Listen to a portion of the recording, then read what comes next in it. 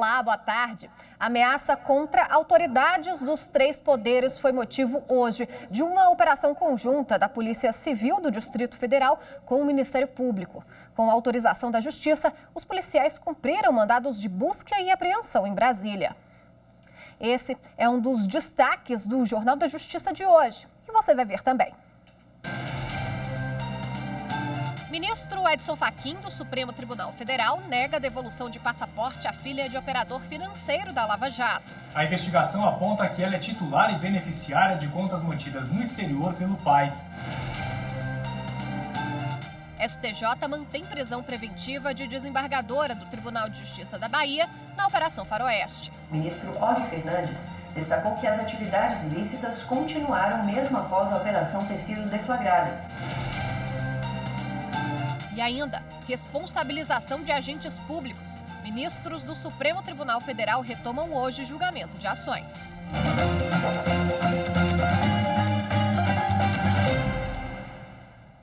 Com a autorização da Justiça, a Polícia Civil e o Ministério Público do Distrito Federal cumpriram na manhã de hoje mandados de busca e apreensão em Brasília para apurar ameaças feitas por e-mail contra autoridades públicas dos três poderes. Sobre este assunto, a gente conversa agora ao vivo com Carolina Chaves. Carol, boa tarde. Qual foi o resultado dessa ação?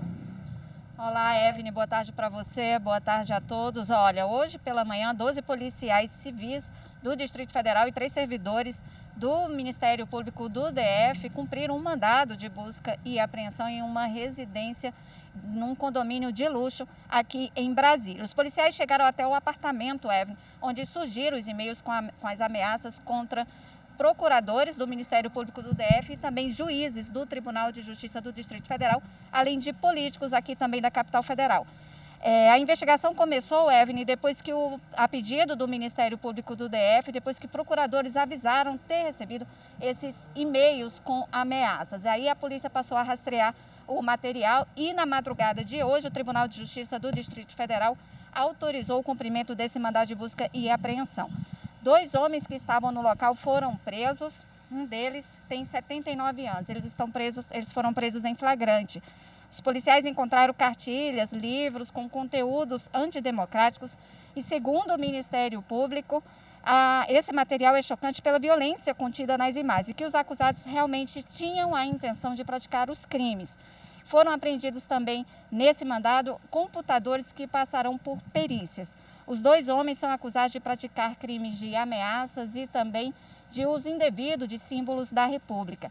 A Polícia Civil ainda investiga outros integrantes, inclusive para saber quem financiava essa organização.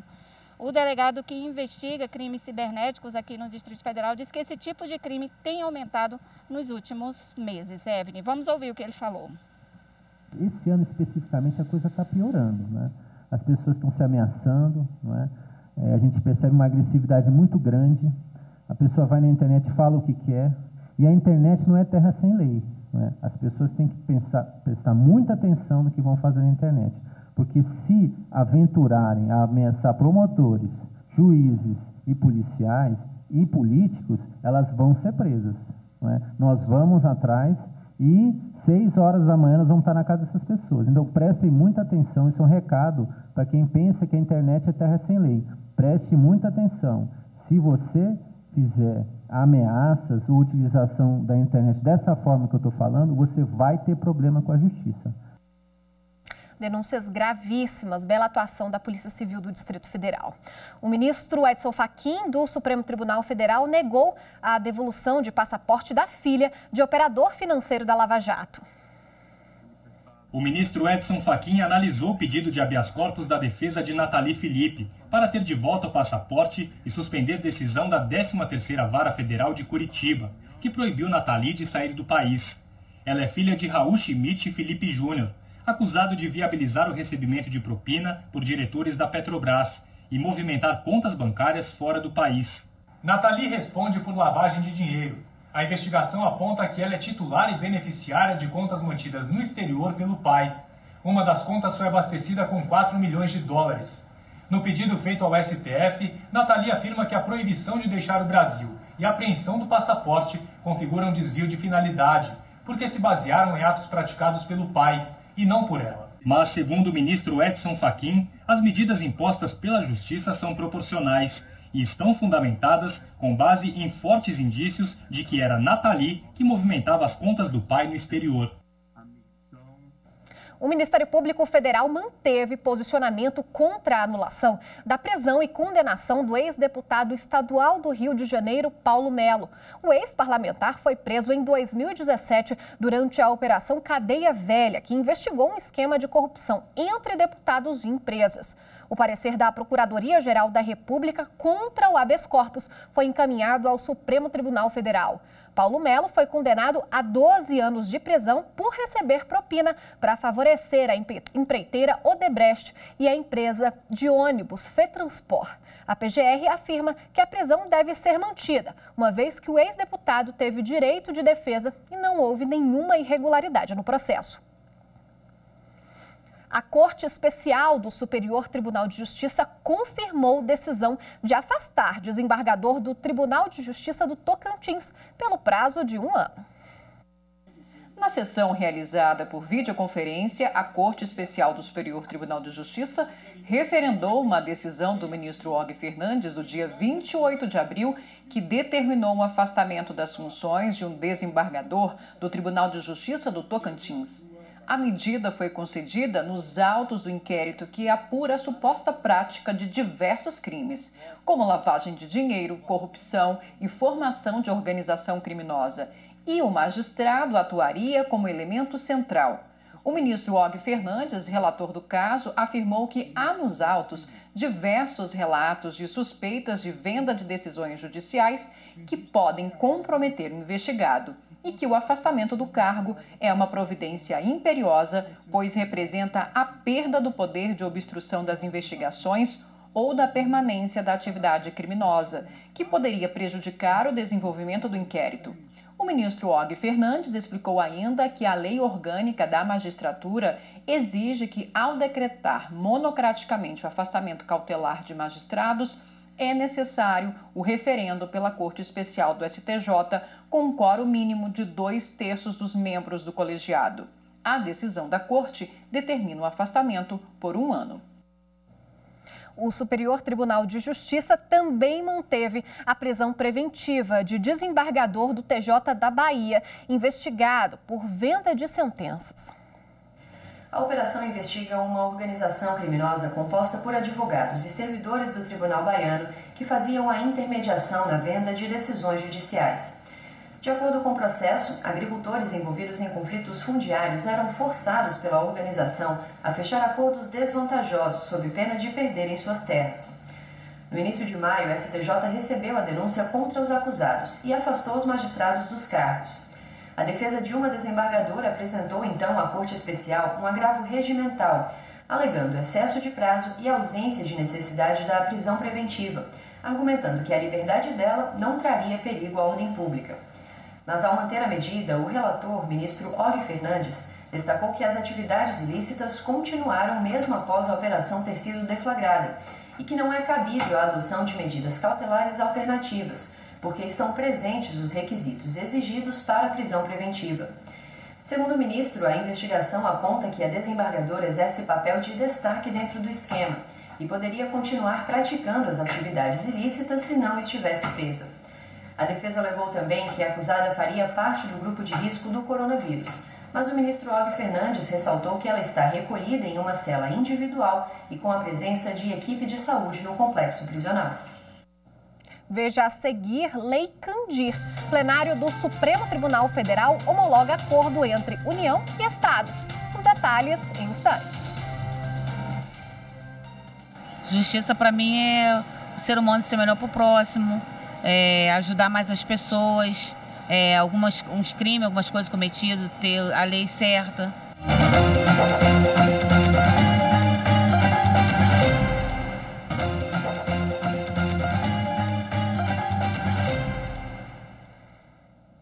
A Polícia Federal e a Polícia Rodoviária Federal apreenderam hoje 28 toneladas de maconha na estrada que liga Tacuru e Iguatemi, no Mato Grosso do Sul.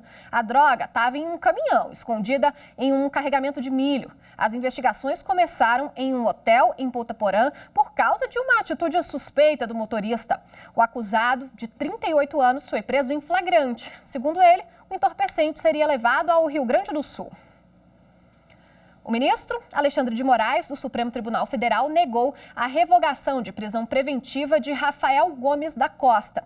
Ele é apontado como um dos responsáveis pela construção e venda de 2 prédios irregulares que desabaram em 2019 na comunidade de Muzema, no Rio de Janeiro. 24 pessoas morreram.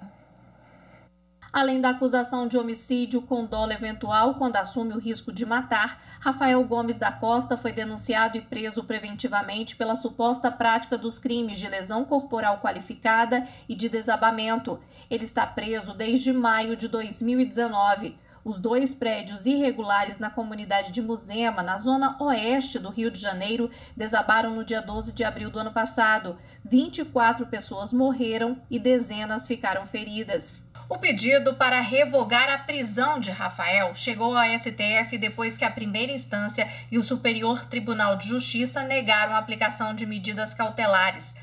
Ao analisar o caso, o ministro do STF, Alexandre de Moraes, concluiu que não há qualquer ilegalidade na decisão do STJ e reforçou o entendimento da primeira instância de que é necessária a prisão preventiva para a garantia da ordem pública, da lei penal e do andamento da instrução criminal. E nessa quarta-feira, o plenário do Supremo Tribunal Federal confirmou o acordo entre as unidades da federação para o pagamento de compensações financeiras previstas na Lei Candir. Os ministros do Supremo Tribunal Federal homologaram no plenário por maioria o acordo feito entre Estados, Distrito Federal e a União para o pagamento das compensações financeiras previstas na Lei Candir. A lei foi criada em 1996 e isentou impostos estaduais incidentes sobre produtos exportados. Os estados seriam compensados, mas a lei que regulamentaria o reembolso nunca foi aprovada no Congresso Nacional. O ministro Gilmar Mendes mediou um acordo entre os entes federados com definição de valores, formas de pagamento e dívidas futuras.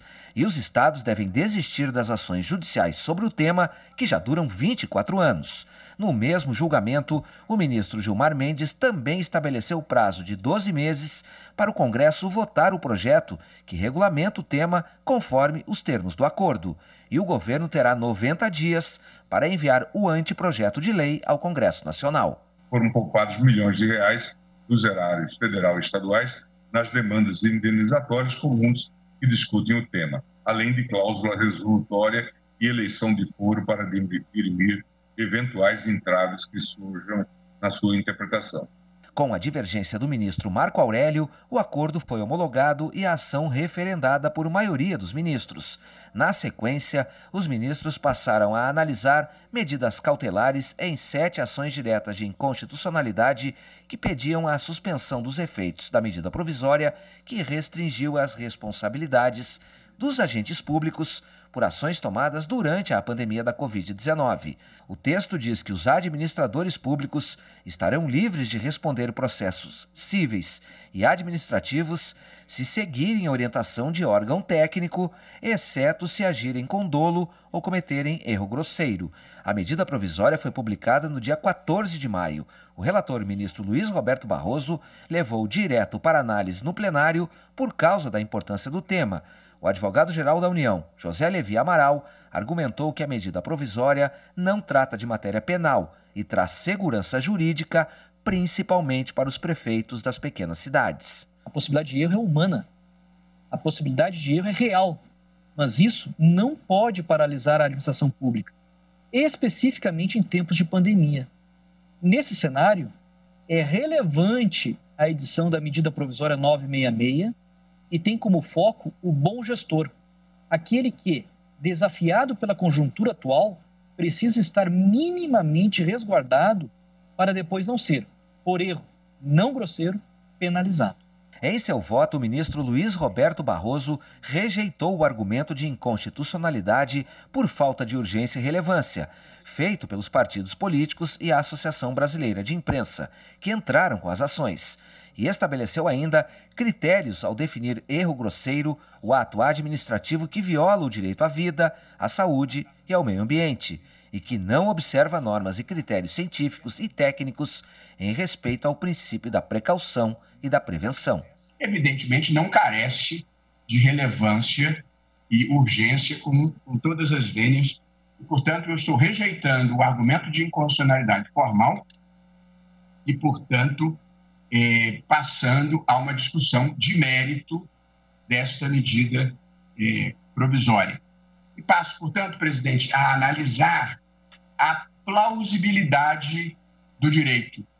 Bem sabido por todos nós que os dois requisitos para a concessão de uma medida cautelar são a plausibilidade do direito e o perigo na demora.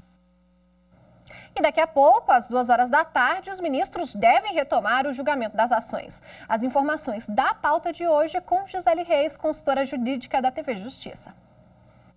Hoje, os ministros retomam o julgamento do pedido de liminar formulado em 7 ações apresentadas contra a medida provisória que restringe a responsabilização de agente público aos casos em que ficar demonstrado dolo ou erro grosseiro pela prática de atos relacionados com as medidas de enfrentamento à pandemia do coronavírus.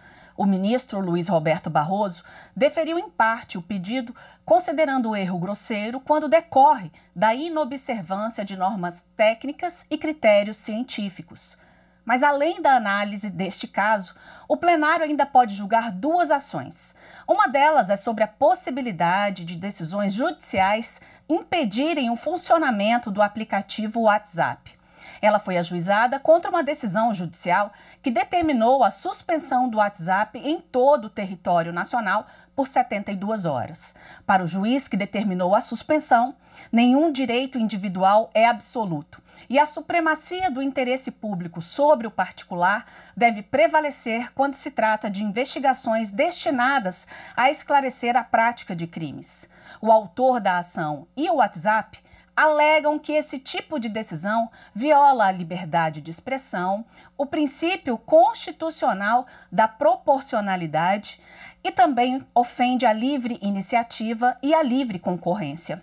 O outro processo tem como objeto alguns artigos da lei que instituiu o Marco Civil da Internet e que têm sido utilizados como suporte jurídico para decisões judiciais, suspendendo os serviços de troca de mensagens, além de determinarem o fornecimento de conteúdo de comunicações privadas sob pena de sanções em caso de descumprimento.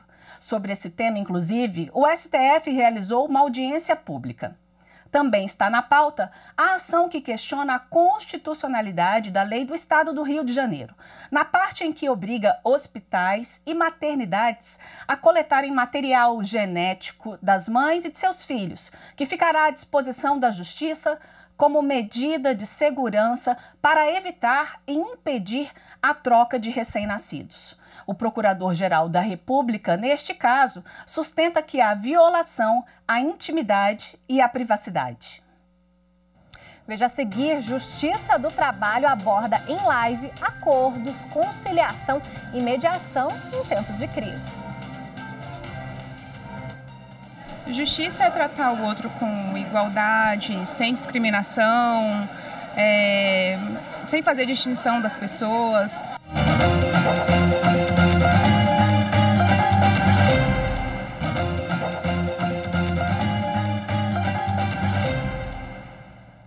Estudantes de todo o país comemoraram a decisão do governo de adiar as provas do Enem, o Exame Nacional do Ensino Médio. As inscrições para o teste terminam nesta sexta-feira. A Luísa está entre os 4 milhões de estudantes que já se inscreveram no Enem. Aluna da rede pública, ela comemorou o adiamento das provas e diz que se sente mais aliviada neste momento difícil de isolamento social. Me tranquilizou muito e eu acho que tranquilizou todas as pessoas que irão fazer essa prova, pois com essa pandemia o nosso psicológico não fica muito abalado e muitas pessoas não têm tantos materiais para estudos, não tem internet, livros, enfim. A decisão de adiar o Exame Nacional do Ensino Médio foi anunciada ontem pelo governo.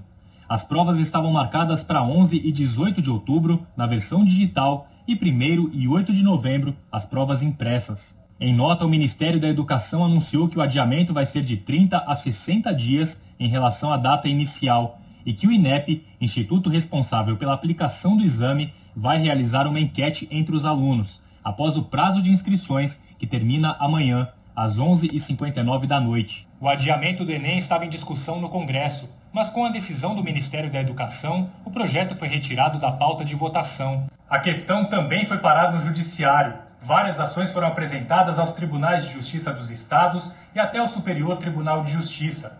O principal argumento é de que a suspensão das aulas presenciais e a dificuldade de alguns candidatos em acessar o conteúdo disponível na internet provocaria concorrência desigual. É que muitos estudantes não têm computador em casa e estudavam em locais públicos, que agora estão fechados. A Iris conta que tem acesso à internet e mesmo assim não se sente em condições de se preparar como outros candidatos, de maior poder aquisitivo. Eu me sinto, sim, prejudicada, não tanto quanto os alunos que não teriam acesso à internet, porém, deve-se pensar também na situação deles, porque é uma situação bastante delicada, em que eles não têm realmente os mesmos recursos que pessoas com maiores recursos sociais e financeiros têm. No mês em que se comemora o Dia Internacional do Trabalhador, o Tribunal Superior do Trabalho promove uma série de 3 lives com ministros que integram a direção do tribunal. A segunda transmissão ficou por conta do vice-presidente da Corte, ministro Vieira de Mello Filho. O tema foi acordos, conciliação e mediação em tempos de crise. O vice-presidente do Tribunal Superior do Trabalho e do Conselho Superior da Justiça do Trabalho, ministro Vieira de Mello Filho, falou sobre as demandas que surgiram em decorrência da pandemia do novo coronavírus. Durante a live, o ministro destacou recomendação temporária editada este mês pela vice-presidência do TST e do CSJT, que possibilita a mediação pré-processual também em primeiro grau como forma de facilitar a resolução de conflitos. A mediação pré-processual aplicada em primeiro grau acelera a tramitação do pedido das partes, porque ela desburocratiza o seu processamento e simplifica o contato direto das partes com o magistrado, respeitando, evidentemente, o distanciamento social e a saúde de todos os envolvidos. Outra adaptação adotada pelos tribunais do trabalho foram os canais alternativos oferecidos para a resolução de conflitos por videoconferência, uma ferramenta que, segundo o ministro, veio para integrar definitivamente a Justiça do Trabalho. As ferramentas de videoconferência, a meu juízo, vieram para ficar. Elas já vinham sendo utilizadas de forma esporádica, episódica na conciliação e muito mais na perspectiva de aproximar as distâncias com partes e procuradores que estavam em cidades e estados distintos, mas agora elas ganham um escopo completamente diferente. No quarto e último bloco, o ministro Vieira de Mello Filho respondeu às perguntas enviadas pelo público, pelo perfil do tribunal no Instagram e pelo canal do TST no YouTube. Lembrando que na próxima quarta-feira, o Corregedor-Geral da Justiça do Trabalho, ministro Aloysio Corrêa da Veiga, encerra a série de transmissões ao vivo. Ele vai falar sobre o funcionamento da Justiça Trabalhista durante o isolamento social, como os prazos processuais, as audiências telepresenciais e as recomendações aos tribunais regionais nesse período. O Jornal da Justiça termina aqui, mas a informação não. Continue com a nossa programação, porque daqui a pouco tem transmissão ao vivo da sessão plenária do Supremo Tribunal Federal por videoconferência. Fica com a gente. Tchau, tchau.